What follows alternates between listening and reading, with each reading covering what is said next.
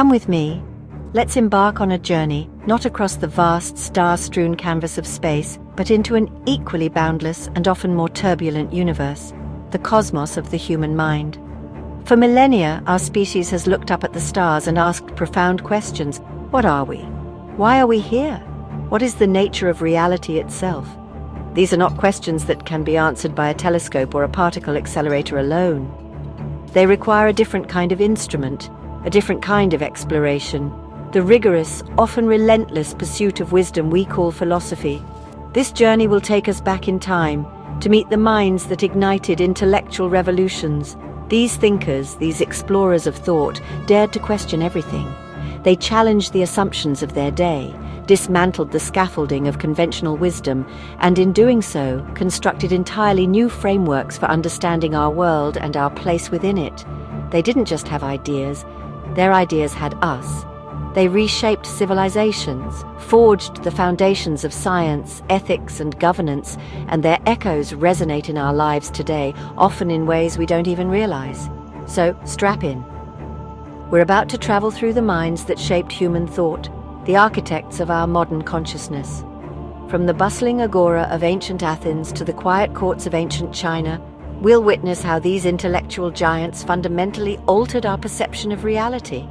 They gave us new eyes with which to see the universe and new language with which to describe it. This is the story of how we learn to think about thinking itself, a grand adventure into the very heart of what it means to be human. Our voyage begins in a place and time that would become a crucible for Western thought 5th century BCE Athens. Amidst the marble columns and the vibrant chaos of the public square, the agora, walked a man who was, by all accounts, not much to look at. He was stout, with bulging eyes and a snub nose. He wrote nothing down. Yet this man, Socrates, would become one of the most pivotal figures in the history of human thought, a martyr for the cause of reason itself. Socrates was a stonemason by trade, but his true calling was that of an intellectual midwife. He believed that truth was not something to be handed down from on high, but something that lay dormant within each of us, waiting to be born. His method was his genius. He would wander the marketplace, engaging statesmen, poets, and artisans in conversation. He never claimed to have the answers. In fact, his wisdom, he professed, began with the humble admission, "I know that I know nothing." This was the starting point for what we now call the Socratic method. It was a process of relentless, systematic questioning, a kind of intellectual surgery. He would ask a seemingly simple question. What is justice? What is courage? What is virtue? And then, through a series of carefully aimed follow-up questions, he would expose the contradictions, the fuzzy definitions, and the unexamined assumptions in his interlocutor's beliefs. It was often infuriating for those on the receiving end.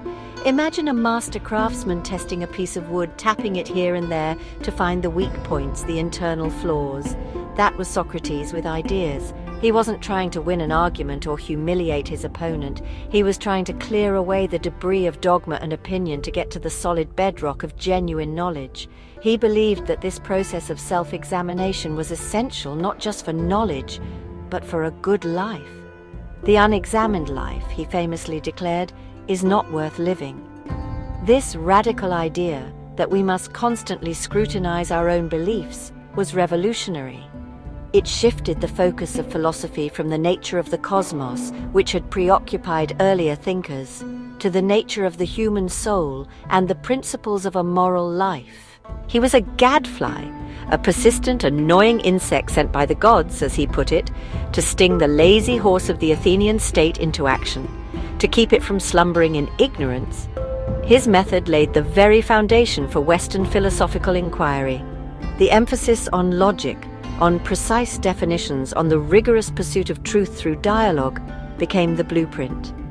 Every philosopher who came after him in the West was, in some way, responding to the questions he first posed. He created a legacy not of answers, but of a powerful, enduring method for seeking them. But challenging the powerful has its price. Socrates' relentless questioning of authority and tradition made him powerful enemies. The Athenian state, weary from war and political turmoil, saw him not as an enlightener, but as a corrupter of the youth and a threat to social order. They put him on trial, a dramatic showdown between the independent mind and the power of the state. He could have fled. He could have renounced his ways. He chose neither. At his trial, he didn't beg for mercy, but instead defended his life's work, arguing that his philosophical mission was a service to the city. The jury, however, was not persuaded. They condemned him to death, to die by drinking a poison, hemlock. His final hours are a testament to his principles. Surrounded by his grieving students, he faced death with a calm, analytical curiosity, discussing the nature of the soul and the afterlife as if it were just another philosophical problem to be explored. He drank the hemlock without protest, becoming the first great martyr for philosophy. Socrates wrote no books, but his life and his method were immortalized by his most brilliant student, a young man who witnessed this tragic end and would ensure his teacher's legacy echoed through eternity. Socrates' death was not an end, but a catalyst. It ignited a flame in his followers, a flame that would illuminate the course of Western civilization for the next 2.5 millennia. He taught us that the most powerful questions are often the ones we are most afraid to ask ourselves. The execution of Socrates sent shockwaves through Athens, and no one felt them more deeply than his devoted student Plato. Disillusioned with the politics that had murdered his mentor, Plato left Athens and traveled for over a decade. When he returned, he carried with him a vision, a way to honor Socrates and build upon his foundations. He would create a sanctuary for reason, a place where philosophy could flourish, safe from the whims of the mob. He called it the Academy. The Academy, founded around 387 BCE, was arguably the first university in the Western world. It was a school dedicated not just to teaching known facts, but to the collaborative pursuit of new knowledge in philosophy, mathematics, and astronomy. For nearly 900 years, it stood as a beacon of intellectual inquiry, a testament to Plato's belief in the power of education to shape not just individuals, but a just society. At the heart of Plato's vast and intricate philosophy lies a truly mind-bending concept, the theory of forms. To understand it, Plato asks us to imagine a cave. In this cave, prisoners are chained, facing a blank wall. They have been there their entire lives. Behind them a fire burns, and puppeteers walk back and forth, casting shadows on the wall. For the prisoners, these flickering shadows are not just representations of reality, they are reality. It's all they've ever known. This, Plato argued, is our world. The physical objects we see, touch, and experience, a chair, a tree, a beautiful painting, are like those shadows on the wall. They are imperfect, transient copies of something much more real and eternal. This higher reality is the world of forms or ideas. Somewhere, in a non-physical, transcendent realm, exists the perfect form of a chair, the perfect form of a tree, the perfect form of beauty, the perfect form of justice. Our senses can only perceive the imperfect copies, the shadows, but our intellect, our reason can, through rigorous philosophical training, begin to grasp the forms themselves. The philosopher for Plato is like a prisoner who is freed from the chains, who turns around and sees the fire and the puppets, and is then dragged out of the cave into the blinding sunlight of the real world, the world of forms. This journey out of the cave is the process of education. At first, the light is painful, confusing, but as the philosopher's eyes adjust, they can see things as they truly are. The highest form of all, the source of all other forms, goodness and truth, is the form of the good, which Plato compared to the sun. Just as the sun illuminates the physical world and makes life possible, the form of the good illuminates the world of forms and makes knowledge possible. This theory had profound implications.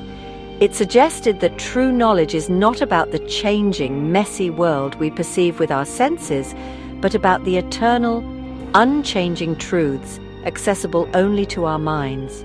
It created a hierarchy of reality, with the abstract and intellectual being more real, more fundamental than the concrete and physical. This idea would echo through centuries of Western thought, influencing mathematics, religion, and science. Plato's vision for society, outlined in his masterpiece, The Republic, is a direct application of his theory of forms. The ideal state, he argued, should be ruled not by the popular or the wealthy, but by those who have made the journey out of the cave, the philosopher kings. Only they, who have glimpsed the form of justice itself, are fit to rule, because they will govern not out of self-interest, but with true knowledge of what is good for the whole society. He envisioned a society meticulously structured, where individuals are educated and assigned roles based on their natural aptitudes, producers, warriors, and guardians. It was a radical and, to some, a frighteningly authoritarian vision, yet it was born from a deep-seated belief that a just society must be founded on reason and truth, not on opinion and power. Through his dialogues, almost all of which feature his teacher Socrates as the main character, Plato not only preserved Socratic thought, but expanded it into a comprehensive philosophical system. He tackled everything: metaphysics, ethics, politics, aesthetics. He gave us the allegory of the cave, the concept of philosopher kings, the idea of Platonic love. He built the house that Socrates designed, a grand edifice of thought that would shelter, challenge, and inspire thinkers for millennia to come. If Plato was the visionary who gazed toward a transcendent world of perfect forms, his most famous student was the man who brought philosophy crashing back to earth. For 20 years, Aristotle studied at Plato's academy, absorbing his teacher's ideas. But Aristotle's mind was of a different sort. He was not a poet or a mystic. He was an observer, a cataloguer, a biologist at heart. He was driven by an insatiable curiosity about the tangible, observable world around us. Aristotle respectfully but fundamentally broke with his master's theory of forms. For him, reality was not in some abstract, separate realm. It was right here in the objects and beings we can see and touch. The form or essence of a thing, he argued, did not exist apart from it. The treeness of a tree is found within every individual tree, not in some heavenly form of the tree. This shift from Plato's top-down to Aristotle's bottom-up approach was a monumental turning point in the history of thought. He was, honestly, the ultimate empiricist. His method was to observe, collect, and classify, and he did this with everything. He dissected animals to understand their anatomy. He studied the constitutions of 158 Greek city-states to understand politics, and he analyzed plays to understand the principles of tragedy. He was a one-man encyclopedia, writing on logic, physics, biology, ethics, politics, rhetoric, and metaphysics. His collected works were, for a time, the sum of human knowledge. Perhaps his most enduring contribution was the invention of formal logic. Aristotle was the first to systematically analyze the process of reasoning itself. He identified the basic building blocks of a logical argument. The syllogism, for example, all men are mortal, Socrates is a man, therefore Socrates is mortal. It seems simple to us now, but this was a profound breakthrough. He gave us the tools to analyze and validate our reasoning, a formal system for distinguishing a sound argument from a fallacious one. For 2,000 years, his logic was the logic. In ethics, Aristotle also took a practical, worldly approach. While Plato sought a single, abstract form of the good, Aristotle asked a more grounded question: what is the good life for a human being? His answer was eudaimonia, a Greek word often translated as happiness, but which means something more like human flourishing. And how do we achieve this flourishing? Through the cultivation of virtue. For Aristotle, virtue was not an extreme, but a golden mean between two vices. Courage, for example, is the mean between the vice of cowardice, a deficiency, and the vice of rashness, which is an excess. Generosity is the mean between stinginess and profligacy. Living a virtuous life, he argued, is a skill, something that requires practice, habit, and practical wisdom. It's about making the right choices in the right way at the right time. His scientific inquiries were equally vast. He proposed a geocentric model of the cosmos, with the Earth at the center, that would dominate Western astronomy until Copernicus. While incorrect, it was a comprehensive system based on observation and philosophical principles. In biology, his work was groundbreaking. He classified over 500 species of animals, noting their anatomy, behavior, and habitats with astonishing detail. He was, in a very real sense, the father of biology. Aristotle's influence is almost impossible to overstate. After the fall of Rome, much of his work was lost to the West, but was preserved and studied intensely by Islamic scholars. When it was reintroduced to Europe in the High Middle Ages, it sparked an intellectual renaissance. The great medieval theologian Thomas Aquinas would later synthesize Aristotelian philosophy with Christian doctrine, an achievement that shaped Western Christendom for centuries. He was known simply as the philosopher. Dante, in his Inferno, called him the master of those who know. His approach, the meticulous observation of the natural world, the rigorous classification of data, and the use of logic to draw conclusions, provided the intellectual scaffolding for what would eventually become the scientific method. From the structure of a logical argument to the pursuit of a happy life, from the classification of life forms to the analysis of political systems, Aristotle's mind touched everything. He taught us to look not just up at the heavens, but down at the world around us, and to believe that through careful observation and rigorous thought, we could understand it all. He gave us the toolkit for exploring the reality we inhabit. We now shift our journey halfway across the world to a land and a tradition where the central questions of philosophy took a different shape. In 6th century BCE China, during a time of great social upheaval and political fragmentation known as the Spring and Autumn period, a man was born whose ideas would become the bedrock of Chinese civilization. His name was Confuzi, known to the West as Confucius. Unlike the Greek philosophers who were often concerned with abstract metaphysics and the nature of reality, Confucius was profoundly practical. His central concern was not what is being, but how should we live together. He saw a world in chaos, rulers who were corrupt, and a society that had lost its moral compass. His life's mission was to restore harmony, harmony within the family, harmony in society, and harmony between humanity and heaven, or Tian. Confucius believed the key to this harmony was a return to traditional values and rituals, known as Li. For him, rituals were not empty gestures. They were the external expressions of an inner moral character, the grammar of a well-ordered society. Everything from how you greet someone, to how you serve your parents, to the proper conduct of state ceremonies, was a form of Li. These rituals were the threads that wove the social fabric together, creating order, respect, and predictability. At the core of his ethical system is the concept of Ren, often translated as humaneness, benevolence, or goodness. Ren is the ultimate virtue, the quality that makes us truly human. It is an inner sense of empathy and compassion for others. The practical expression of Ren is captured in his own version of the Golden Rule, sometimes called the Silver Rule. What you do not wish for yourself, do not do to others. To cultivate Ren, Confucius emphasized the importance of learning and self-cultivation. He was China's first great teacher, gathering a group of disciples around him to whom he taught the classics of Chinese literature and history. He believed that by studying the past and emulating the moral exemplars of history, the gentleman or superior person, known as Junzi, could develop the wisdom and character needed to lead a good life and govern justly. The Junzi is the Confucian ideal, not a person born of noble blood, but one of noble character. The Hunzi is humane, or Ren, righteous, or Yi, and respectful of ritual, or Li.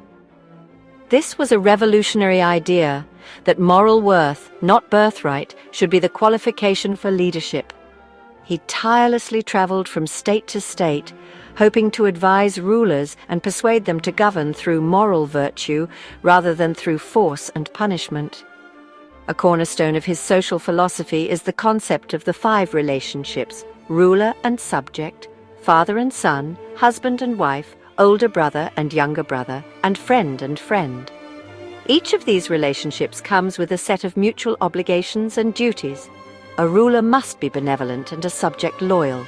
A father must be loving, and a son must practice filial piety or xiao.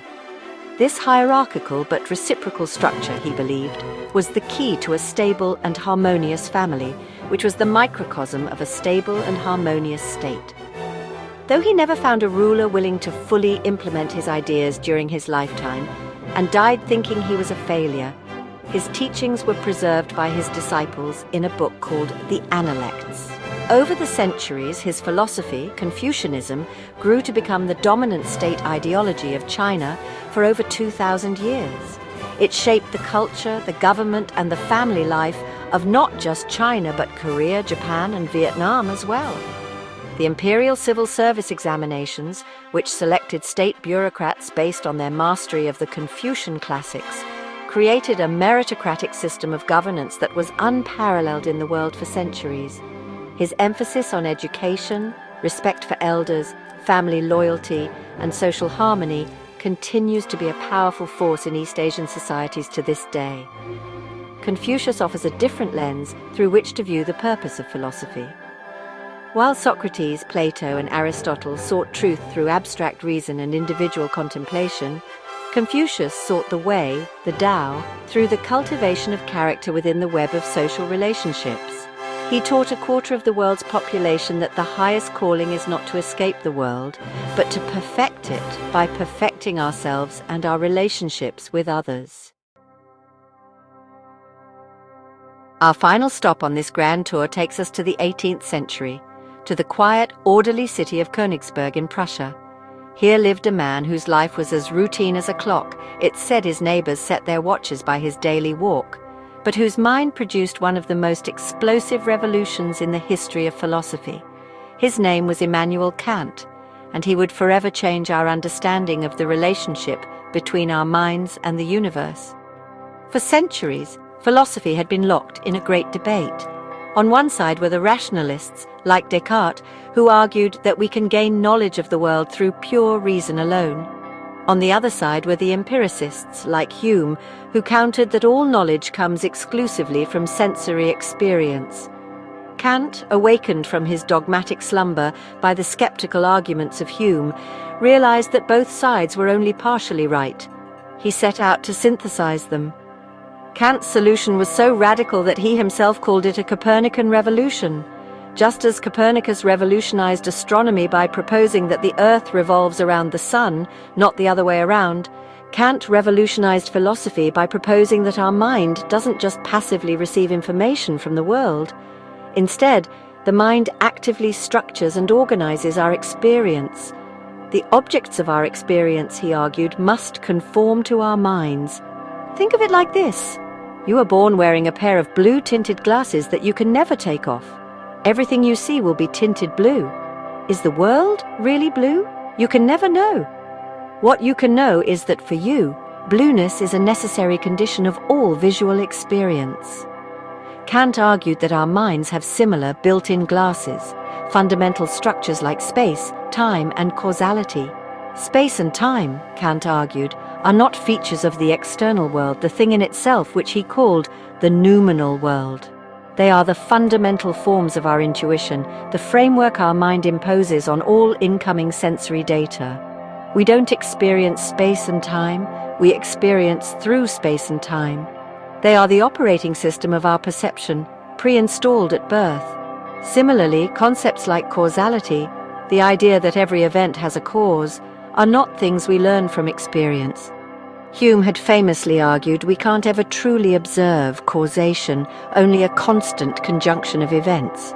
Kant's brilliant move was to say, of course we don't observe it out there. Causality is one of the categories of the understanding, a rule our mind uses to make sense of the world, to turn the chaotic flood of sensations into an orderly, intelligible experience, the phenomenal world. This had staggering implications.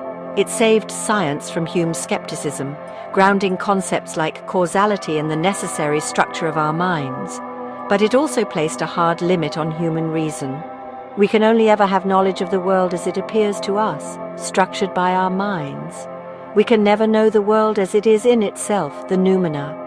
Questions about God, freedom, and the immortality of the soul, he argued, are beyond the reach of theoretical reason, because they are about things we can never experience. But Kant didn't stop there. If theoretical reason is limited, what about practical reason, the reason we use to decide how to act? In his moral philosophy, Kant sought a supreme principle of morality that was just as universal and necessary as his categories of the understanding. He found it in what he called the categorical imperative. The most famous formulation of this principle is, act only according to that maxim whereby you can at the same time will that it should become a universal law. In other words, before you act, ask yourself, what if everyone everywhere acted this way?